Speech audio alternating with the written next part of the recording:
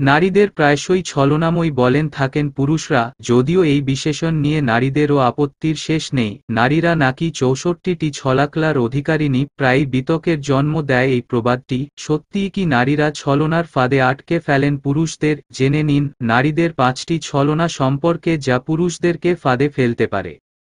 চোখের জলনারীরা খুব সহজেই একজন পুরুষকে ফাঁদে ফেলতে পারে। চোখের ২ ফোঁটা জলই একজন পুরুষকে ফাঁদে ফেলার জন্য যথেষ্ট। এক্ষেত্রে তেমন কোনো কষ্ট ছাড়াই যে কোনো কাজে পটিয়ে ফেলা যায় একজন পুরুষকে। অভিনয় করে চোখের জল ফেলেই কি সুন্দর আরেক সহকর্মীকে গাধার মতন খাটিয়ে নেয়া যায়। আজও অধিকাংশ পুরুষই নারীর চোখের জলকে অবহেলা করতে পারেন না।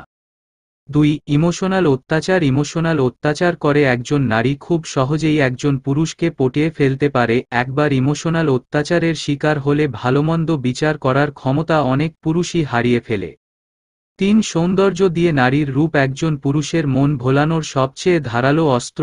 সুন্দরী নারীর রূপে মোহিত হন না এমন পুরুষের সংখ্যা অনেক কম। একজন সুন্দরী নারীর আবেদন অগ্রাহ্য করার মতো মানসিক শক্তি খুব কম পুরুষেরই আছে। তাই সুন্দরী নারীরা খুব সহজেই পুরুষদেরকে ফাঁদে ফেলতে পারে।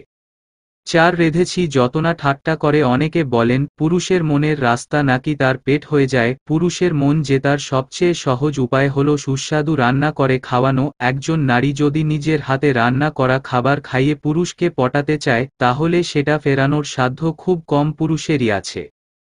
৫. যৌনতার ফাঁদ। নারীদের জন্য কোনো পুরুষকে ফাঁদে ফেলার সবচেয়ে জঘন্য উপায় হলো যৌনতার লোভ দেখানো। ইঙ্গিতময় কথাবার্তা, একটু হাসি ঠাট্টা, সিরাকশন বুঝিয়ে দেওয়া যে আমি চাইলেই তোমার হতে পারি। শুধুমাত্র এই পদ্ধতিতে একজন পুরুষকে ফাঁদে ফেলে যে কোনো অন্যায় কাজও করিয়ে ফেলে এক শ্রেণীর নারীরা।